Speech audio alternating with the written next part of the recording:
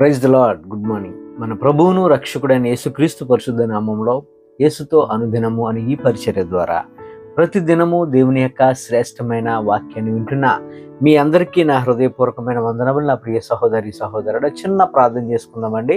తలలు వంచినట్లయితే మీరు ఎక్కడ ఉన్నప్పటికీ కూడా మహాగణుడ పరిశుద్ధమైన మా తండ్రి, ఈ మాటలు వింటున్న నా ప్రియ సహోదరి సహోదరులందరినీ పేరు పేరుని మీరే దీవించి ఆశీర్వదించి వారి కుటుంబంలో ఏ అవసరం ఉందో వారితో నీవే మాట్లాడండి అయ్యా.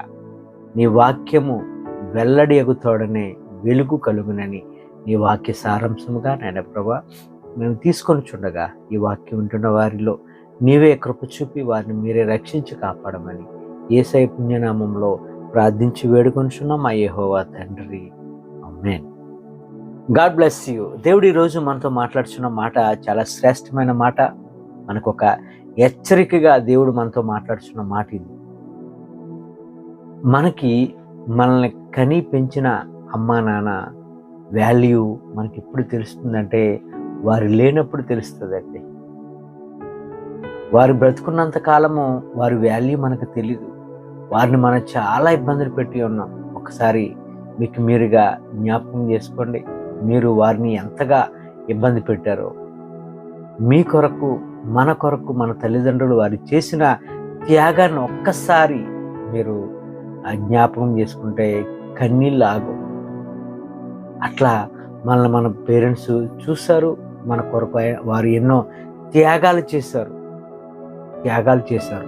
వారి త్యాగాలు జ్ఞాపకం చేసుకుంటే ఏడుపు వస్తుంది. వాళ్ళు ఉన్నప్పుడు వాళ్ళని మనం సరిగా పట్టించుకోలేదు, వారిని మనం సరిగా చూడలేదు, వారి పోషణ చేయలేదు. మనలో కొంతమంది ఉన్నాం, మనం తల్లిదండ్రులు చూడని వాళ్ళు మనలో కొంతమంది ఉన్నాం. కనుక నా ప్రియ సహోదరి సహోదరుడా,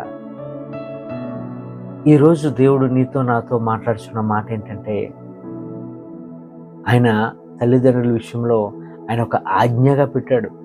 దేవుడిచ్చిన 10 ఆజ్ఞల్లో 5వ ఆజ్ఞను ఆయన అక్షరాల తల్లిదండ్రుల కొరకు ఆయన రాయించాడు. నీవు దీర్ఘాయుష్మంతుడు అవ్వాలంటే నీ తల్లిని నీ తండ్రిని సన్మానించమని. వారిని మనం మంచిగా చూసుకుంటేనే మనకి దీర్ఘాయుష్, సంపద, సమాధానము మొత్తం అన్నీ కూడా దాని వెనువెంట వస్తాయి.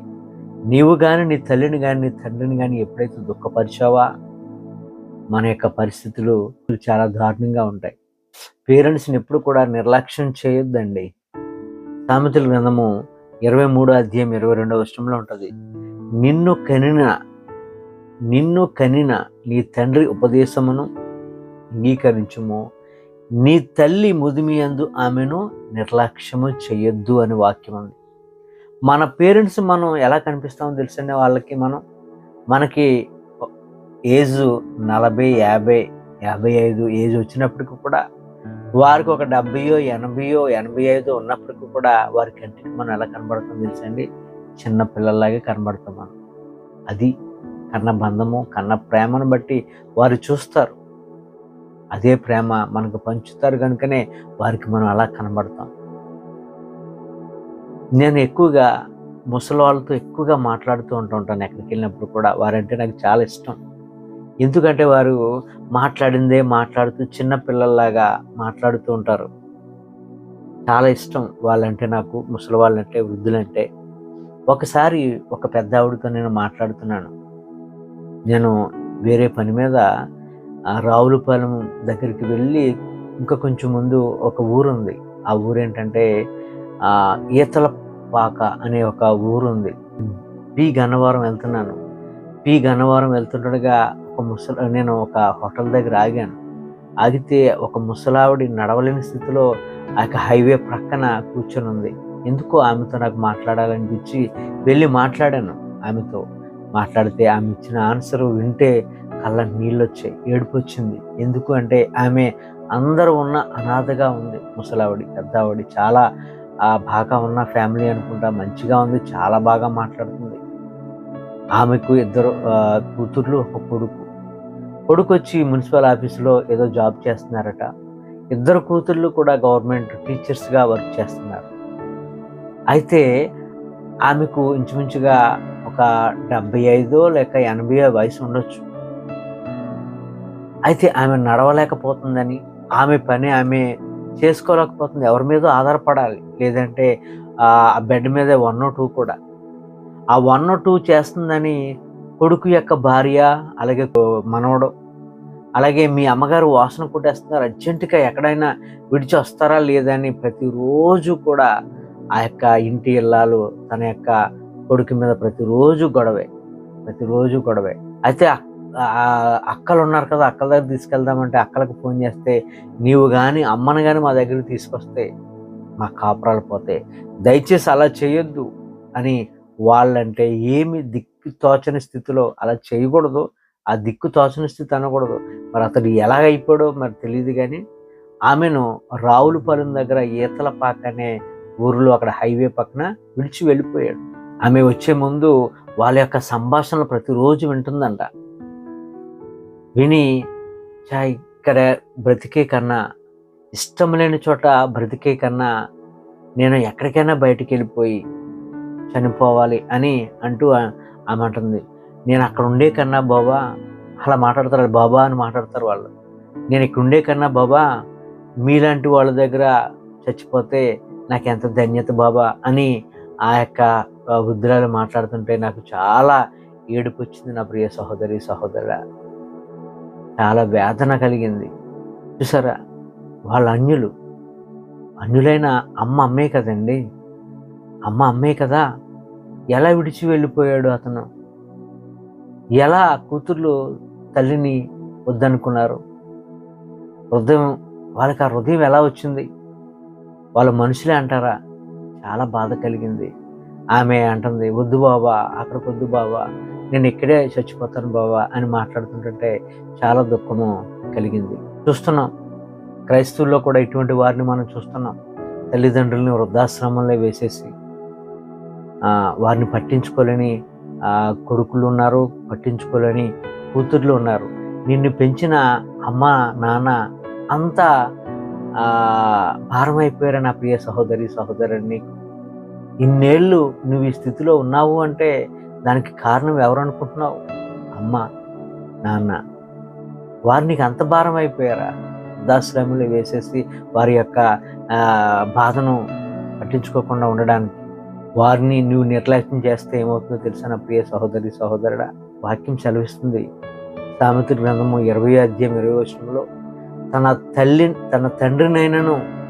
తన తల్లినైనను దూషించు వాని దీపము కారు చీకటిలో ఆరిపోతుందంట. చాలా భయంకరం కదండి ఈ పరిస్థితి మనకెవరికి కూడా రాకూడదు. అంత భయంకరమైన పరిస్థితి మనలో ఎవరికి రాకూడదు ఈ దుస్థితి. కనుక అమ్మను నాన్నను చూడండి, వారి ముదిమి యందు వారిని నిర్లక్ష్యం చేయొద్దు. వారి చివరి గడియ వరకు కూడా వారిని సంతోషపరచండి. అది మనకి ఎంతో దీవెన, ఎంతో ఆశీర్వాదం మనకి. అప్పుడే నీవు నీ కుటుంబము దీవింపబడుతుంది. అప్పుడు మనం దీర్ఘాయుష్మంతులం అవుతాం, అభివృద్ధిలోనికి వస్తాం, దీవింపబడతాం. జాగ్రత్త, ఈరోజు ఏమైతే విత్తావో రేపు అదే పంటను కోస్తావు. Day will come. జాగ్రత్త నా ప్రియ సహోదరుడా. ఈరోజు నువ్వు నీ తల్లి వాసన కొడుతుందని వదిలేస్తున్నావేమో, రేపు నీ పరిస్థితి ఏంటనేది ఒకసారి ఆలోచన చేసుకో. యేసయ్య తన తల్లి అయినటువంటి మరియమ్మ గారి బాధ్యతను నేను చనిపోతున్నాను కదని అనుకొని విడిచిపెట్టలే. ఆయన చనిపోతూ కూడా ఆమె యొక్క బాధ్యతను తన యొక్క ప్రియ శిష్యుడైనటువంటి యోహాను గారికి అప్పగించాడు. ఆమెకి ఇంకా కొడుకులు ఉన్నారు, కానీ యేసుప్రభు అలా కాదు, ఉండగాక కానీ నా తల్లి బాధ్యతను నేను గుర్తెరగాల, నా ప్రియ శిష్యుడు ఆమెను చూడాలని అనుకున్నాడు, తల్లి బాధ్యతను అప్పగించాడు. ఇది మనకి యోహాను సువార్త 19:26-27 మాటలు మనం చూడొచ్చండి. మన అమ్మా నాన్న కళ్ళలోంచి ఎప్పుడైతే కన్నీరు నీటి బొట్టు రాలిందో అది మనకు ఒక గొప్ప శాపముగా మారిపోతుంది. వాళ్ళు మనల్ని దీవించాలి కానీ వాళ్ళు ఎప్పుడు కూడా మనల్ని శపించకూడదు. వారి వద్ద నుంచి మనకి దీవెనలు రావాలి, అది మనకి ఆశీర్వాదం. కాస్త కనిపెట్టండి, వారిని చూడండి, ప్రేమించండి, వారిని ప్రేమించండి, విసుకుపోవద్దు, మందలించొద్దు. మరి ముఖ్యంగా మనకు రోడ్ల మీద చాలామంది వృద్ధులు కనబడుతుంటారు. ఎవరితో కూడా వాళ్ళు ఇష్టం వచ్చినట్లుగా మాట్లాడొద్దు. అదే అంటున్నాడు అపోస్తలుడైన పౌలు. తిమోతి రాసిన మొదటి పత్రిక 5వ అధ్యాయము 1 నుంచి 9 వచనాలు చదవండి.